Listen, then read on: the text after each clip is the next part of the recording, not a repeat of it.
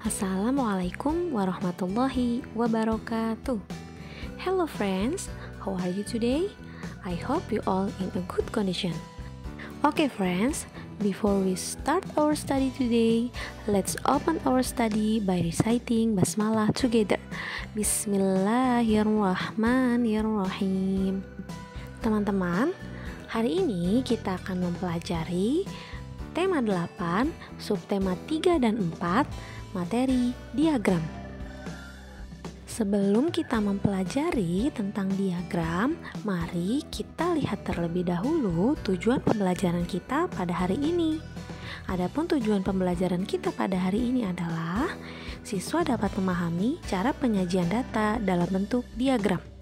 Siswa dapat menuliskan informasi dari diagram gambar. Siswa dapat membuat diagram berdasarkan data yang disajikan. Dan yang terakhir, siswa dapat mengumpulkan dan menyajikan data dalam bentuk diagram. Teman-teman, diagram itu adalah salah satu cara kita untuk menyajikan suatu data. Sekarang, teman-teman tahu tidak apa itu data?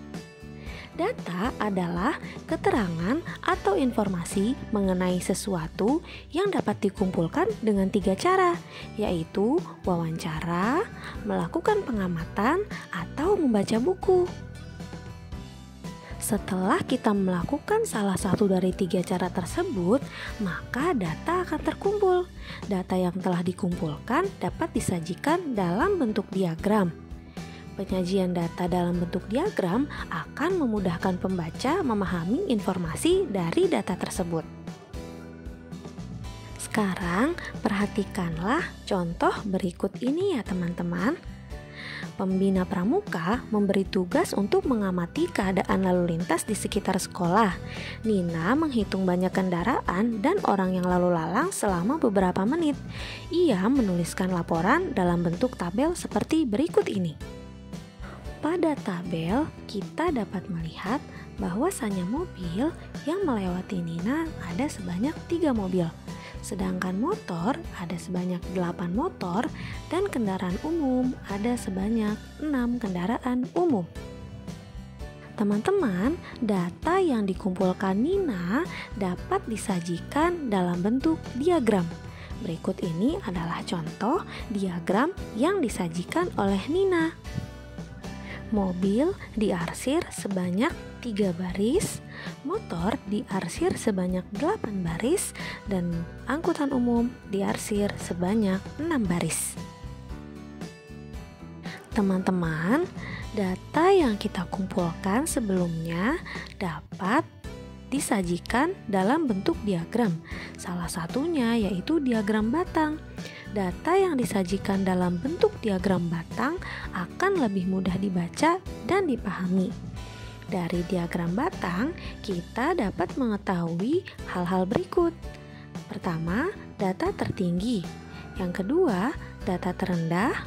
Ketiga, selisih antar nilai data. Keempat, jumlah antar nilai data. Dan yang kelima, jumlah seluruh data. Mari kita perhatikan contoh berikut ini bersama-sama. Perhatikan diagram banyak tanda kecakapan khusus yang dimiliki oleh 4 anggota pramuka berikut ini. Dari diagram tersebut, kita dapat mengetahui Komang memiliki 6 tanda kecakapan khusus, Dedi memiliki 8 tanda kecakapan, Fitri memiliki 8 tanda kecakapan, dan Dayu memiliki 10 tanda kecakapan. Lalu, informasi apa yang kita dapatkan dari diagram tersebut? Informasi yang kita dapatkan dari diagram di samping adalah sebagai berikut. Siswa yang memiliki tanda kecakapan paling sedikit adalah Komang. Siswa yang memiliki tanda kecakapan paling banyak adalah Dayu. Informasi selanjutnya yang kita dapatkan dari diagram berikut adalah selisih tanda kecakapan yang dimiliki Dayu dan Fitri adalah 10 dikurang 8 sama dengan 2. Jumlah tanda kecakapan yang dimiliki keempat siswa adalah 6 ditambah 8 ditambah 8 ditambah 10 sama dengan 32. Sebelum kita melanjutkan pada pembahasan berikutnya, apakah teman-teman sudah tahu bagaimana cara membaca diagram batang? Ibu akan menjelaskan bagaimana cara membacanya ya. Pada diagram batang, sumbu mendatar menyatakan jenis data dan sumbu tegak menyatakan nilai setiap data. Setiap batang dibuat dengan tinggi yang sesuai dengan nilai data tersebut. Pada gambar diagram batang berikut ini, teman-teman dapat melihat jenis lomba sejarah nasional.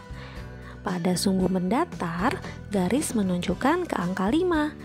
Dengan artian, banyak siswa yang mengikuti lomba sejarah nasional, ada 5 siswa. Sekarang kita lanjutkan pembahasan bagaimana cara menafsirkan data diagram gambar. Diagram gambar adalah diagram yang menggunakan gambar untuk menyatakan suatu data.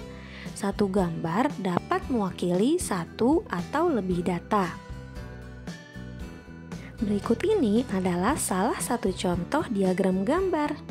Ketika kita ingin menafsirkan diagram gambar, kita harus membaca terlebih dahulu keterangan yang ada di bawah diagram gambar.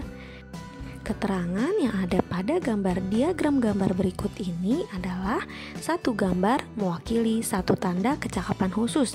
Berarti jika ada satu bintang, maka itu dihitung satu tanda kecakapan khusus. Dari diagram gambar di samping diperoleh informasi seperti berikut. Beni dan Dina memiliki 4 tanda kecakapan khusus. Dedi memiliki 2 tanda kecakapan khusus. Komang dan Fitri masing-masing memiliki 3 tanda kecakapan khusus. Teman-teman, untuk melihat pemahaman teman-teman tentang materi diagram, ayo berlatih. Perhatikanlah tabel hasil pengumpulan data berikut ini. Jika sudah, silakan teman-teman kerjakan pertanyaan-pertanyaan yang ada pada samping tabel. Silakan dikerjakan pada buku tulis masing-masing ya.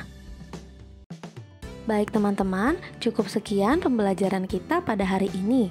Mudah-mudahan teman-teman dapat memahaminya dengan baik ya, dan dapat bermanfaat di kemudian hari. Thank you for your attention. Let's close our lesson today by reciting Hamdalah together. Alhamdulillahirabbil alamin. See you later. Wassalamualaikum warahmatullahi wabarakatuh.